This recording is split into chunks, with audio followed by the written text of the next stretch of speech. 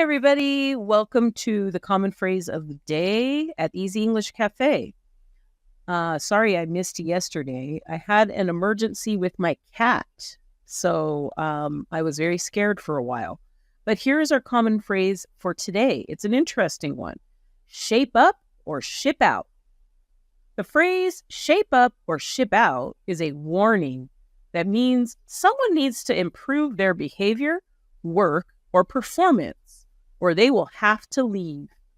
It is often used in workplaces, sports, or strict situations where improvement is expected. Shape up means to improve, work harder, or follow the rules. Ship out means leave, quit, or be removed from a place. The phrase is often used by bosses, teachers, or coaches to tell someone they need to get better or they will be forced to leave. Here are some example sentences.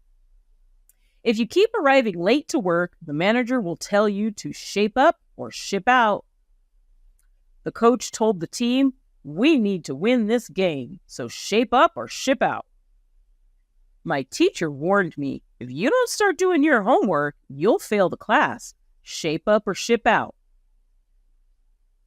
So use this phrase in serious situations when talking about improving performance or following rules.